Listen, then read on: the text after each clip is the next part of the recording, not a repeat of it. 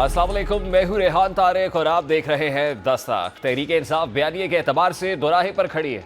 Party की जानिब से कभी तहरीक चलाने का ऐलान तो कभी डील के लिए बैकडोर मुज़ाकरात की बाज़गश सुनाई दे रही है। कल 190 मिलियन पाउंड केस में बानी पीटीआई की सजा मुअत्तली पर भी अहम समाअत होने जा रही है और बज़ाहिर ऐसा लग रहा है कि अगर बानी पीटीआई और बुशरा बीबी को अदालती रिलीफ नहीं मिलता तो मज़ाहमती बयानिया और भी शिद्दत इख्तियार कर सकता है, क्योंकि मज़ाहमती बयानिया फिर से अंगड़ाई लेना शुरू हो चुका है। हाल ही में बानी पीटीआई के एक्स अकाउंट से फील्ड मार्शल आसिम मुनीर के खिलाफ ट्वीट हुई और आज बानी पीटीआई के एक्स अकाउंट से एक और ट्वीट की गई है जिसमें हुकूमत के खिलाफ न सिर्फ एहतजाजी तहरीक चलाने का इंदिया दिया गया है बल्कि हैरानकुन तौर पर बानी पीटीआई ने मारक बलोच को भी इस एहतजाज में शिरकत की दावत देने का इंदिया दिया है। अब सवाल ये उठ रहा है कि मारक बलोच और उनकी तंजीम पर रियासत मुखालिफ मुहिम चलाने के इल्ज़ामात लग रहे हैं क्या, और DGI-SPR जो कुछ कह चुके हैं, रियासत का जो ज़ाहिर बयानिया है मारक बलोच के हवाले से DGI-SPR लेफ्टिनेंट जनरल अहमद शरीफ चौधरी इस बात की निशानदेही कर चुके हैं मारक बलोच के ताने बाने दहशतगर्दों से मिलते हैं। तो फिर क्या बानी पीटीआई ये इस्टाब्लिश करना चाहते हैं कि वो एंटी इस्टाब्लिशमेंट है या रियासत मुखालिफ समत के अंदर खड़े हुए? गुज़श्ता रोज़ भी DGI-SPR ने मारक बलोच के हवाले से कुछ ऐसी ख्यालात का इज़हार किया था। अब इसके बावजूद बानी पीटीआई का मारक बलोच को एहतजाजी तहरीक में दावत देने का इंदिया, यह सवाल उठा रहा है कि क्या जानबूझकर इदारों को कोई पैगाम दिया जा रहा है। अगर तहरीक इंसाफ मारक बलोच को एहतजाजी तहरीक में शामिल करती है तो इससे इदारों और तहरीक इंसाफ में और भी ज़्यादा फासले बढ़ जाएंगे। अब मुमकिन है तहरीक इंसाफ की जानिब से यह पैगाम दिया जा रहा है कि अगर बानी पीटीआई को रिलीफ ना दिया गया तो वो नाराज़ और नज़रअंदाज किए गए तबकात से भी इत्तेहाद करने को तैयार है जिन्हें रियासत दुश्मन तस्वुर किया जा रहा है।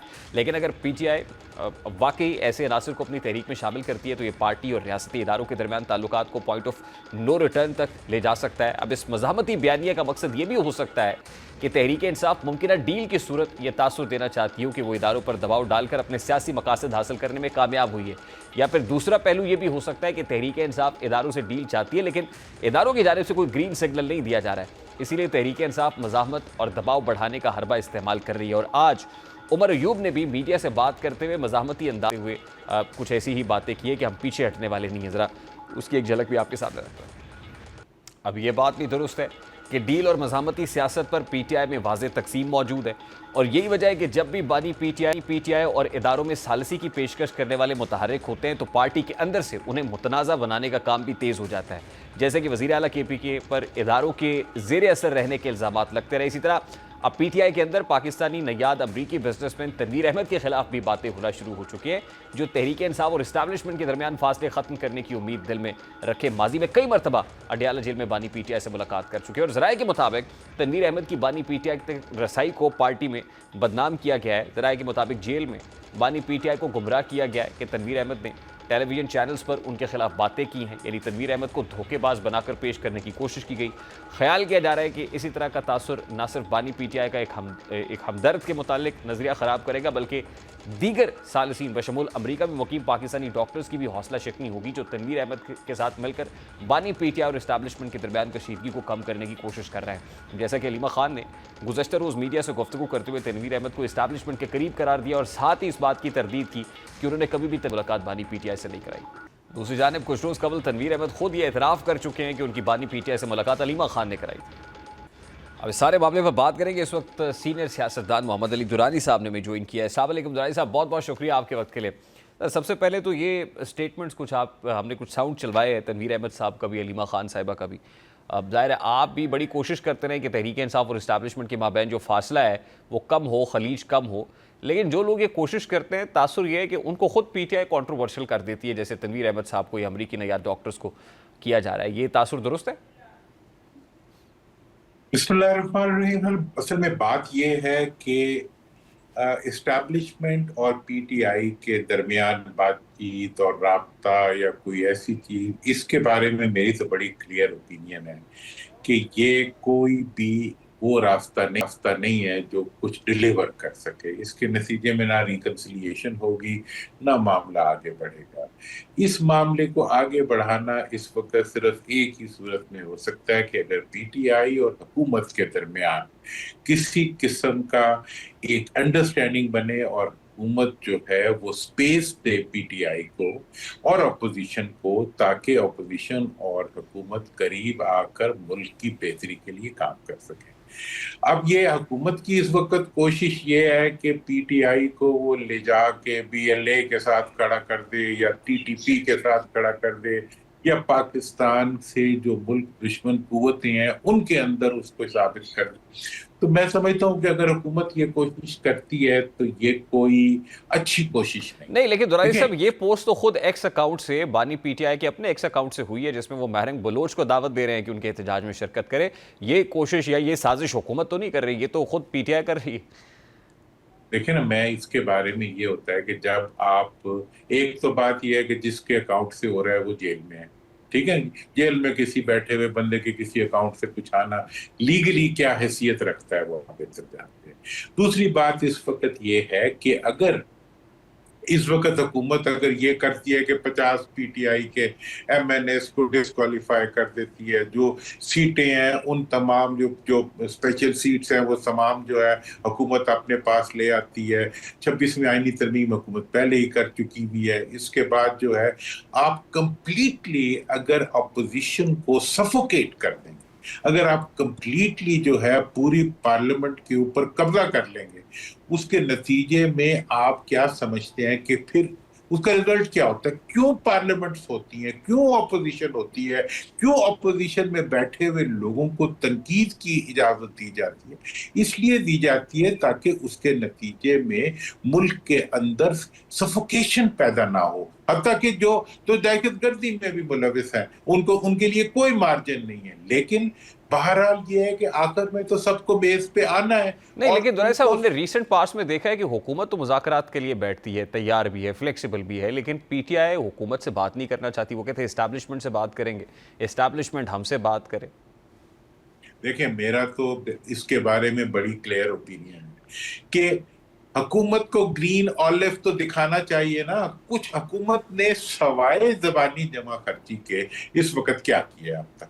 देखें, इस वक्त अगर इस्टेब्लिशमेंट की हद तक आप देखें तो उनकी एक पॉजिटिव चीज है कि उन्होंने केपीके की हुकूमत के साथ भी अपने राब्ते को नहीं टूटने दिया, और उनके साथ जितने भी इनिशिएटिव्स होते हैं वो इस्टेब्लिशमेंट के होते हैं और उसके नतीजे में कंपैरेटिवली बेहतर फिजा बनती है। लेकिन मुझे एक इनिशिएटिव बता दें, एक जो कि हुकूमत ने लिया हो, सवाए इसके कि हम खत्म कर देंगे, हम सारे लोग हमारे साथ आ जाएंगे, ना इलेक्शनों में कोई स्पेस दे रहे। आपने हिंदुस्तान के खिलाफ मुजाहरे तक तो अपोजिशन को करने नहीं दिए। उसके बाद आप ये चाहते हैं कि उनकी तरफ से कोई आपके साथ नहीं, फिर वो ये होते हैं, वो एस्टैब्लिशमेंट की तरफ चल पड़ते हैं। और ये हुकूमत कि अपने लोग जो अपोजिशन में मौजूद होते हैं, इन पार्टियों में मौजूद होते हैं, वो पूरी कोशिश करते हैं कि पीटीआई को ले जाके टकरा दो इस टाइम। और मैं माजी में भी इस चीज का गवाह हूं, अभी भी यही है कि भाई पीटीआई को भी समझ करनी चाहिए कि भाई रेफरी को बॉल मारने से प्लेयर तो आउट नहीं होता। उनको, मैं इस पे आपसे अग्री करता हूं कि पीटीआई को हर चीज का जिम्मेदार जो है वो हुकूमत को ठहराते हुए, हुकूमत के साथ बातचीत करते हुए हुकूमत पे एतराज करना चाहिए। और इस वक्त हुकूमत को देखें ना कि इंडिया के सामने सर देखिए दुरानी साहब, हुकूमत ऐसी पिक्चर पेंट करे अगर कि पीटीआई का राब्ता दहशतगर्द तंजीमों के साथ है, ये रियासत मुखालिफ तंजीमों के साथ या लोगों के साथ है, तो ज़ाहिर समझ आती है कि वो चाहते हैं कि इस्टेब्लिशमेंट और पीटीआई जो है उसके दरमियान डिस्टेंस बरकरार रहे। ज़ाहिर है वो उनके अपने पॉलिटिकल गेम्स होंगे, लेकिन जब खुद Tehreek Insaf anti establishment narrative को क्राफ्ट करे, बिल्ड करे, उसको मजीद फॉस्टर करे, तो फिर तो ये मुनीर न्याजी साहब का वो शेर ही इसके ऊपर सादिक बैठता है कि कुछ भी रामा औखियां सन, कुछ गल विच गमा दा तौक विसी, कुछ शहर दे लोग भी जालिम सन, कुछ सानू मरन दा शौक विसी। तो ये जो मरने का शौक खुद पीटीआई को हुआ है इस वक्त, तो ये ठीक है सर? इसमें मैं आपको एक बात बता दूं, किसी सियासतदान को मरने का शौक नहीं होता। यह है कि आप उसको इतना सफोकेट करते हैं। और ये हुकूमत वो सफों में, हुकूमत हर जगह, पीटीआई के अंदर कहाँ हुकूमत मौजूद नहीं, हर जगह मौजूद है, हमें पता है। और इल्जामात भी पीटीआई वाले एक दूसरे के खिलाफ भरपूर लगा रहे हैं। मैं उनकी कमजोरियों पे इस वक्त बात नहीं कर रहा, मैं मुल्क की जरूरत पे बात कर रहा हूँ। मुल्क की जरूरत इस वक्त यह है कि तमाम अपोजिशन को एंगेज करके, इन्वॉल्व करके, उनको देखें, गिविंग एंड पे हुकूमत होती है। इस वक्त आप, मैं इंडिया का आपकी मिसाल दे रहा हूं कि इंडिया के साथ इतनी बड़ी कामयाबी अल्लाह ताला ने पाकिस्तान की अफवाज को दी है, पाकिस्तान के अवाम को दी है, हुकूमत के हिस्से में भी आई है। अब अगर हुकूमत को इंडिया पे कामयाबी मिली है तो उसके नतीजे में, और इस सारे अरसे में आप मुझे बताएं, जब इंडिया के साथ जंग हो रही थी तो क्या रवैया था पीटीआई वालों का, क्या रवैया था जीडीए वालों का? सबने हुकूमत के और अफवाज के साथ खड़े होकर इस जंग को लड़ा। जिस दिन वो खत्म हुई है, हुकूमत ने अपनी बंदूकें उठाई हैं और वो ऑपोजिशन की तरफ चल पड़ी है। अब ये है कि 97 में भी ऐसा ही हुआ था कि जब एटमी धमाका हुआ, कौम ने एक कामयाबी हासिल की, उस वक्त उनकी हुकूमत ने हमला कर दिया वो उसके अकाउंट्स के ऊपर, फॉरेन करेंसी अकाउंट्स के ऊपर, और अपोजिशन को सफोकेट, सारे लीडरों को भगा दिया। नतीजा 99 का निकला है। इस वक्त भी ये हुकूमत की जिम्मेदारी है तो वो सफोकेशन, 50 लोगों को जी हम डिस्क्वालीफाई कर देंगे कि 3 साल तक जेल। हुकूमत के अपने लोग अगर आके ये बातें करेंगे तो ये कहां से फिर नहीं, लेकिन जरा सब लास्ट नहीं, देखिए मैं फिर वही कह रहा हूँ कि पाकिस्तान तहरीक इंसाफ को क्या अच्छा बच्चा बन के नहीं रहना पड़ेगा उसके लिए? ये पोस्टरिंग, ये पोस्ट करना कि वो महरंग बलोच को बुला रहे हैं या उन लोगों को दावत दे रहे हैं जो रियासत मुखालिफ है या रियासत जिनके अगेंस्ट दायर है, एक बड़ा जारहाना किस्म का स्टांस रखती है, तो ये क्या पीटीआई को सूट करता है at this point in time? इससे रास्ता निकलेगा? देखें जी, मैं तो ये समझता हूँ कि ये अच्छा बच्चा बनने की टर्म जो है ये गैर सियासी टर्म है। ये हुकूमत खुद इंट्रोड्यूस करा रही है। हुकूमत को खुद अच्छा बच्चा बनना चाहिए, दूसरों को बनाने की कोशिश नहीं करनी चाहिए। इस वक्त मुल्क को अच्छे बच्चों की जरूरत है, हमें दहशतगर्दों की जरूरत नहीं है। भारत ने अगर जंग हारी है तो उसका अगला हमला जो है वो दहशतगर्दी की सूरत में दोबारा पाकिस्तान की कौम के ऊपर जारी है। उस हमले से मुकाबला करने के लिए भी कौम को, पाकिस्तान की हुकूमत को, अफवाज को उसी तरह इकट्ठा होना चाहिए जिस तरह हम इंडिया के खिलाफ जंग में इकट्ठे हुए और अल्लाह ताला ने हमें इज्जत दी। अब ऐसी सूरत में आप मुझे ये बताएं कि सब लोग, आप उसके बाद से अगर आप पॉलिटिकल क्रोनोलॉजी बना लें कि क्या क्या इक़दामात हुकूमत की तरफ से आ रहे हैं, उनके अंदर तो मैं एक पॉलिटिकल एनालिसिस के तौर पर, मेरा कोई ऐसा किसी से कोई सियासी राब्ता भी नहीं है, मैं ये समझ रहा हूं कि इस वक्त कंप्लीटली ऑपोजिशन को डिमोलिश करने की एक इनिशिएटिव हुकूमत ने दुराई साहब, कता कलामी के लिए माजरत सर, एक मुझे ब्रेक लेनी है sir, I have to take a very quick share. Durai साहब बहुत बहुत शुक्रिया आपके वक्त के लिए। एक ब्रेक लेते हैं, ब्रेक के बाद वापस आते हैं।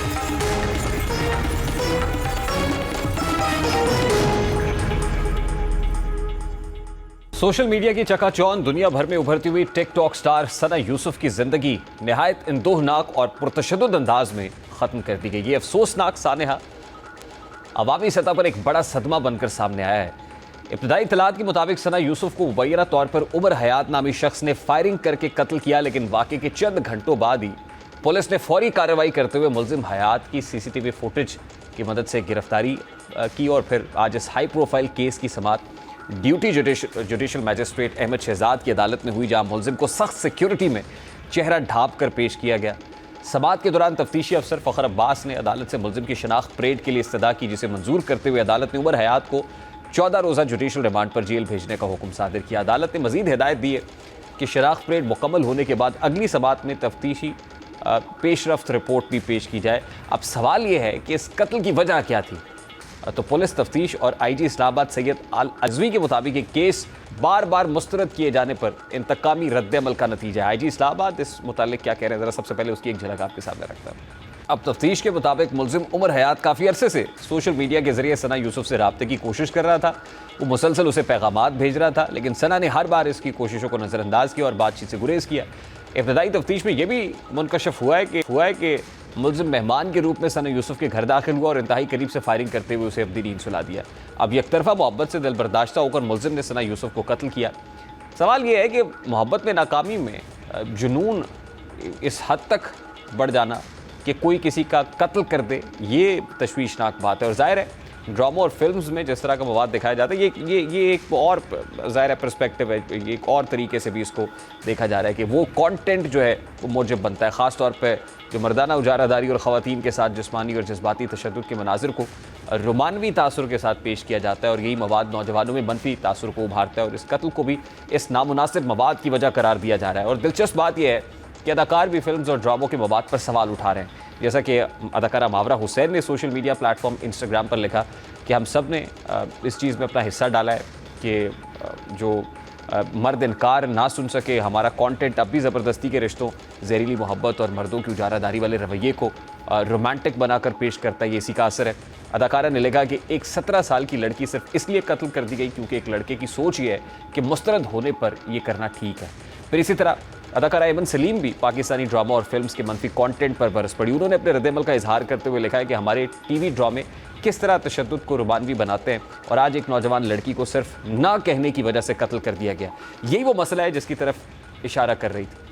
उन्होंने मज़ीद देखा कि एक ऐसा कल्चर जो मोहब्बत के नाम पर काबू पाने को सही समझता है, वो लोगों में ये सोच पैदा करता है कि सब कुछ उनका हक है और यही सोच आगे जाकर तशद्दुद में बदल जाती है। फिर इसी तरह एमन सलीम का अपनी एक और तहरीर में रद्द-ए-अमल देते हुए कह रहा था कि बस बहुत हो गया। एक हालिया ड्रामे में जिस तरह से एक औरत को रस्सियों से बांधकर बदसलूकी की तस्वीर कशी की गई है और उसे रोमानवी या फिर बोल्ड अंदाज में दिखाया गया है, इसमें मैं बहुत परेशान हूँ। ये तफरीह नहीं है बल्कि ख़तरनाक कहानी है। अदाकारा ने यह भी लिखा कि ऐसे मनाजिर को मोहब्बत के तौर पर पेश करना ना सिर्फ गैर ज़िम्मेदाराना है बल्कि एक ऐसे माशरे में जहाँ पहले ही ख़वातीन को शादीशुदा पेदरशाही निज़ाम, जज्बाती और जिस्मानी तशद्दुद और फिर समाजी दबाव का सामना है, मीडिया का किरदार या तो इन जहरीली रवैयों को तक़वियत देता है या उन्हें चैलेंज करता है। अब देखा जाए तो पाकिस्तान में ऐसे ड्रामे तो बन रहे हैं जिससे माशरे में मनफी तासुर उभर रहा है। एक ऐसे ही ड्रामे की आपको झलक दिखाते हैं जिसमें एक किरदार अपने वालिद से कहता है कि अगर मेरी नहीं तो फिर किसी की भी नहीं होगी। सवाल कंटेंट पे भी है, स्क्रिप्ट पे भी है, इस इंतहा पसंद सोच पर है। यहाँ अदाकारों को भी चाहिए ना कि वो ड्रामों या फिल्म के इंतखाब के वक्त ज़रा कंटेंट को भी देखा करें ना कि माशरे में बिगाड़ पैदा करेगा या फिर इसमें माशरे के लिए कोई इस्लाही पहलू भी मौजूद है। बहरकैफ इस पर बात करने के लिए इस वक्त मेरे साथ डॉक्टर अफान कैसर साहब मौजूद हैं। डॉक्टर साहब प्राइमरीली डॉक्टर ऑफ मेडिसिन है लेकिन सोशल मीडिया इन्फ्लुएंसर भी हैं। अस्सलाम वालेकुम डॉक्टर अफान कैसर, बहुत बहुत शुक्रिया for joining us, thank you very much. ये जो सना यूसुफ का कत्ल है, इस हवाले से जो एक बैकग्राउंड हमने आपके सामने रखा, आई एम श्योर आपने ये सुना। पहले तो बीइंग डॉक्टर, आप इस रवैये को क्या नाम देंगे? वालेकुम सलाम। एक्चुअली देखिए, इसमें साइकोलॉजिकली देखा जाए तो it is being build in not in a day. Dopamine की जो एडिक्शन स्ट्राइव्स हैं वो बहुत ज्यादा है सोसाइटी में, और because I talk a lot on social issues, तो पाकिस्तान में सबसे बड़ा मसला जो है वो लैक ऑफ एजुकेशन।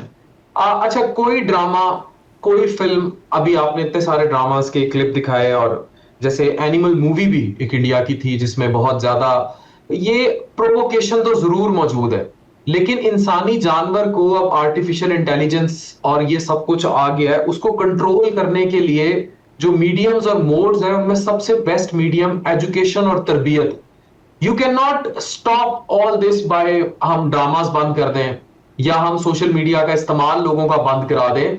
ये man is an animal, proven animal, तो इसको टेम करना पड़ेगा, और टेम करने का सबसे बेहतरीन तरीका एजुकेशन और इंटेलेक्ट है।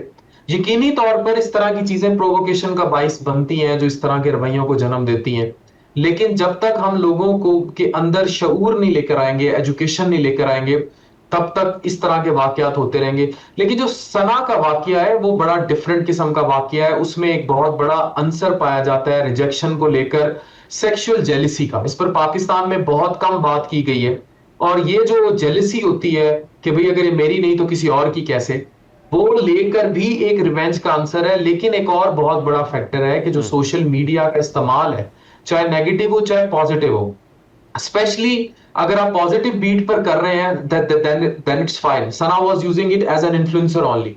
लेकिन जो दूसरी तरफ मनफी इस्तेमाल है, द टिकटॉक लाइव कल्चर और द नाच गाना थिंग और द डिजिटल प्रोस्टिट्यूशन, और उससे सब लाइन एक पूरी इंडस्ट्री ऑपरेट होती है। अच्छा डॉक्टर साहब, कथा कलामी के लिए माजर, this is what I want to talk on. ये जो आईजी साहब का शॉट भी हमने चलवाया ना, आईजी इस्लामाबाद काली नासिर रिजवी साहब, वो कहते हैं रिपीटेड रिजेक्शंस, ये बार बार मुस्तरद किए जाना जो है वो उसने इंस्टिगेट किया और फिर ये हो गया।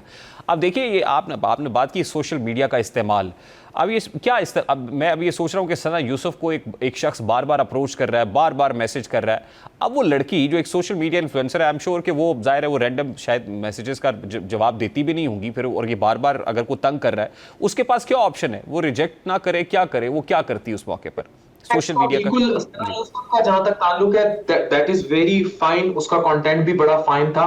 मैं सिर्फ ये कह रहा हूं, जो नेगेटिव कंटेंट होता है वो प्रोवोक करता है, लेकिन अगेन वो जो प्रोवोकेशन है उसको रोकेगी सोसाइटी की तरबियत। अब आते हैं उस तरफ जो सना यूसुफ से लेकर अब पेरेंट्स ने बच्चों और बच्चियों को समझाना है। देखिए, जब सोशल मीडिया आया ना, तो यू हैव टू कंट्रोल कि हमने क्या डिटेल्स किसको रिवील करनी है, किसको नहीं करनी। जैसे आपके बच्चे स्कूल जा रहे हैं, तो you should know the intent of driver, the maid sitting with your kids, the school they are going into और coming out.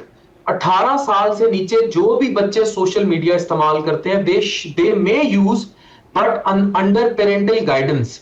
Try to understand कि जब सर्टेन इंफॉर्मेशन किसी भी क्रिमिनल इंटेंट के पीछे लग जाएगी, अगर कोई हरासर भी है, अब इसको मैं तो हरासर का नाम दूंगा, अगर कोई हरासर भी है इन एनी फॉर्म्स, वो आपको चेज कर रहा है और वो आपकी टारगेटेड इंफॉर्मेशन किसी भी तरीके से हासिल कर रहा है, तो उसकी वजह यकीनी तौर पर सोशल मीडिया बन रहा है। और जिस भी तरह वो इन तक पहुंचा और इनके व्हाट्सएप तक पहुंचा और फिर उसने इनका एड्रेस पा लिया, ये पा लिया कि वो घर में अकेली मौजूद है, ऊपर वाले पोर्शन में मौजूद है, ये वो मालूमात थी जो एक अजनबी तक नहीं जानी चाहिए थी। इन एनी वे राउंड, अगर मेरे ख्याल में अगर मदर और बच्चों की दोस्ती हो, वालिदैन इतना ज्यादा तरबियत करें और कंट्रोल तरीके से कम 18 साल तक बच्चों को लेके चले, तो वो ऐसी सिचुएशन को हैंडल कर लेंगे। This is all what I mean. वो इन्फ्लुएंस जरूर करें, लेकिन पेरेंट्स की गाइडेंस में हो। कम से कम 18 साल तक तो वालिदैन अपने बच्चों को कवर दें, ताकि उनको इस किस्म की सिचुएशन हैंडल करना है, और अपनी बहुत ज्यादा अंदर की बातें किसी गैर को ना बताएं, जाके अनट्रस्टेड बंदे को ना पता लगे। इवन चेक इन्स दिए जा रहे होते हैं सोशल मीडिया पर, ये चीजें देख, मैं बिल्कुल नहीं कह रहा चेक इन्स ना दे, लेकिन इस पर कोई चेक एंड बैलेंस कंट्रोल जरूर होना चाहिए। आपकी बहुत अंदर की डिटेल्स क्रिमिनल इंटेंट लोगों के हाथ नहीं चलनी चाहिए। अच्छा डॉक्टर साहब, अब देखिए, एक तो हम डेवलपिंग कंट्री और बहुत सारे डोमेन्स में हम अभी डेवलपिंग है, जाहिर है हम एज अ मीडिया भी डेवलपिंग है, और बहुत सारे सेगमेंट एज पॉलिटिकल डोमेन में आप देख ले, दीगर में अब बहुत सारी चीज़ें इवॉल्व हो रही हैं। लेकिन जितनी तेज़ी से दुनिया तरक्की कर रही है, सोशल मीडिया भी जाहिर है वो पलक झपकते ही, आप यूँ समझ लीजिए, जैसे आर्टिफिशियल इंटेलिजेंस की बात आपने की, AI का दौर है, बहुत सारी चीज़ें हैं, अब डीप फेक हम टेक्नोलॉजी देखते हैं, तो उसमें अब जाहिर है बहुत सारे कंट्रीज़ लाइक ऑस्ट्रेलिया, उन्होंने तो बार कर दिया है कि इस उम्र के बच्चों तक जो है वो सोशल मीडिया का इस्तेमाल होना ही नहीं चाहिए। How to keep balance now, हमें क्या करना है? हम शरह ख़ानदगी की भी बात करते हैं, क्या हमें कोई बैलेंस क्रिएट करने की ज़रूरत है? अगर है तो फिर वो कैसे होगा, या फिर हमें सख्त किस्म के कवानीन की और रिस्ट्रिक्शंस लगाने की ज़रूरत है? रेहान, अभी अपने अपने मुल्क की जब इंटीग्रिटी की बात आई, कंट्री की इंटीग्रिटी की, तो ट्विटर पाकिस्तान में काफी अरसा बैन रहा। अब उसके बाद जाहिर है, जब नजर आया कि इंडिया एक फॉल्स प्रोपेगेंडा से पाकिस्तान का नैरेटिव खराब करने की कोशिश कर रहा है, तो मोदी का जो प्रो टेरर नैरेटिव था पाकिस्तान के लिए, that was bashed and killed by Pakistani jawan, जो भी सोशल मीडिया पे करते रहे। इसी तरह जब सोशल मीडिया अनकंट्रोल्ड जाएगा, तो ये प्रॉब्लम होंगे। इसके लिए कानून साजी की जरूरत है। जैसे अभी आपने ऑस्ट्रेलिया का जिक्र किया, I can credibly tell you that in Canadian Parliament and in USA also some laws are under process. Even इस डाटा लीकेज पे चाइना से अमेरिका ने बकायदा टिकटॉक बैन भी किया था, तो और उसमें डाटा लीकेज भी इन्वॉल्व थी और ये सब कुछ इन्वॉल्व था, और वो अपनी एप्स लेकर आए थे। सोशल मीडिया के लिए पाकिस्तान में कोई कानून साजी नहीं है। साइबर क्राइम का इदारा जो है वो नेशनल साइबर क्राइम तो बन गया, लेकिन जो उसका इंटेंट है FIA का या साइबर क्राइम का, उसमें यूथ इंगेजमेंट, जो कि 64% और अंडर 30s इन पाकिस्तान, वो बड़ी जरूरी है। और उसके लिए कानून साजी होगी, स्पेशली जो अब कोई भी आप वाकया ले लें, कोई भी प्रोवोकेशन ले लें, उसमें बच्चों को इस तरह सजाएं भी हो जाती हैं, क्योंकि वो चैनलाइज्ड हो जाते हैं, चाहे पॉलिटिकल रेडिकलाइजेशन हो, चाहे कुछ भी और हो। यूथ को बिजी करना होगा, यूथ को प्रोडक्टिव करना होगा, ई कॉमर्स IT इंडस्ट्री को ग्रो करना होगा, सबसे बढ़ के 18 साल और उससे कम उम्र बच्चों को कानून साजी के जरिए टेम करना होगा। ये पिंडों देहातों से इंतहाई वल्गर किस्म के टिकटॉक्स जो घरों के अंदर बनते हैं, इससे घरों की प्राइवेसी बहुत ब्रीच होती है, और ये क्रिमिनल लोगों को, और फिर पाकिस्तान में पॉवर्टी एक बहुत बड़ा क्वेश्चन है, मतलब गुर्बत, और इससे पैसा जुड़ा है डेफिनेट। डॉक्टर साहब बहुत बहुत शुक्रिया, हैव टू क्लोज इट। बहुत बहुत शुक्रिया डॉक्टर सर हमारे साथ मौजूद थे। Let's take a very quick short break, और ब्रेक के बाद वापस आते हैं।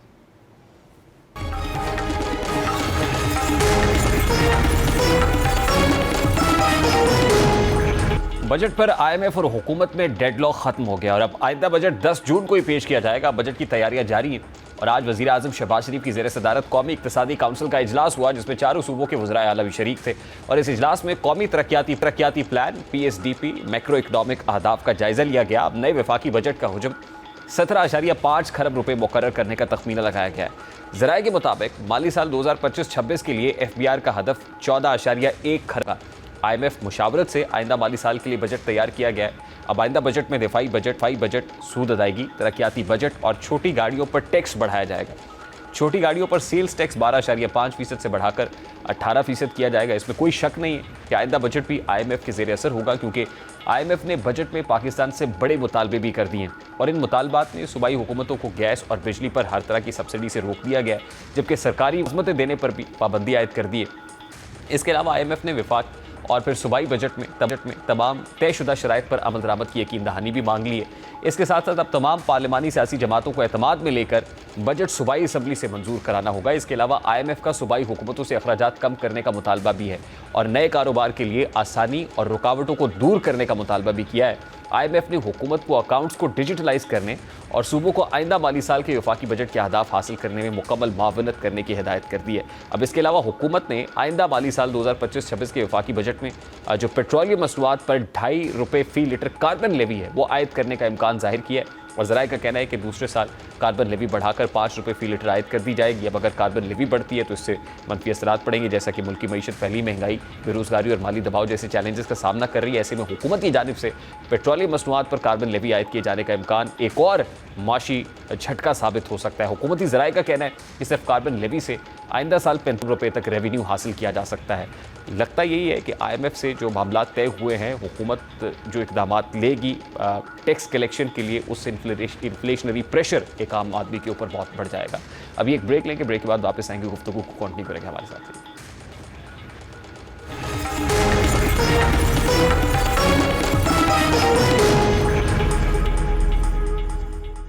हुकूमत ने एक बड़ा फैसला किया है जिसका बराह रास्त ताल्लुक बिजली के घरेलू सारिफीन से है। वजारत पावर डिवीजन ने लेस्को, फेस्को, मेपको समेत तमाम पावर कंपनीज को सख्त हिदायत जारी की हैं।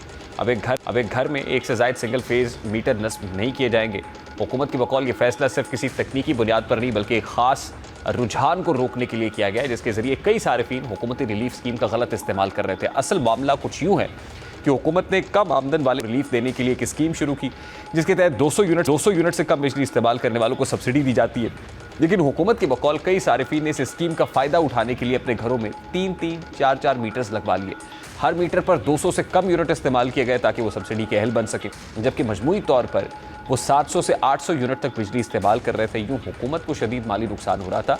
दरअसल मुस्तहकीन इस सब्सिडी से महरूम हो रहे थे। अब यही वजह है कि इसी को रोकने के लिए पावर डिवीजन ने वाज़ेह और सख्त शराइत लागू कर दी हैं। अब अगर कोई शहरी अपने घर में दूसरा सिंगल फेज़ मीटर लगवाना चाहता है तो उसे ये साबित करना होगा कि वो अलग पोर्शन में रह रहा है। इसके लिए अलग दाखिली और खारजी रास्ता, अलग किचन और दोनों पोर्शंस के लिए अलग इलेक्ट्रिक सर्किट लाजमी होगा। साथ ही लाहौर डेवलपमेंट अथॉरिटी से नक्शे की तस्दीक भी ज़रूरी होगी।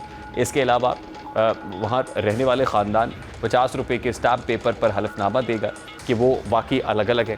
पावर डिवीजन ने यह भी वाज़ेह किया है कि जिन घरों में पहले ही एक से ज़ायद मीटर नस्ब है उनके खिलाफ क्रैकडाउन की तैयारी की जा रही है। लेस्को ज़राए के मुताबिक ऐसे तमाम घरों का रिकॉर्ड चेक किया जाएगा और खिलाफ वर्जी की सूरत में इजाफी मीटर्स काट दिए जाएंगे। इसी मामले में अचानक छापे भी मुतवक्के हैं। अलबत्ता ये नई पॉलिसी 5 किलोवाट से कम के कनेक्शन रखने वालों पर लागू नहीं होगी। ऐसे सारिफीन को 3 फेज़ मीटर्स की बुनियाद पर कनेक्शन दिए जाएंगे। अब हुकूमत का मानना है कि ये फैसला, इस इक़दाम का मकसद गलत तरीके से वाले सारिफीन को रोकना और दरअसल मुस्तहकीन तक रिलीफ पहुंचाना है। देखना यह भी है कि हुकूमत इस इक़दाम के बदले सारिफीन को बिजली की मद में कैसे रिलीफ दे सकती है। प्रोग्राम का वक्त अपनी इख्तिताम को पहुंचा। आपसे मुलाकात होगी इंशाअल्लाह कल। अपना रखिए ख्याल। अल्लाह हाफ़िज़।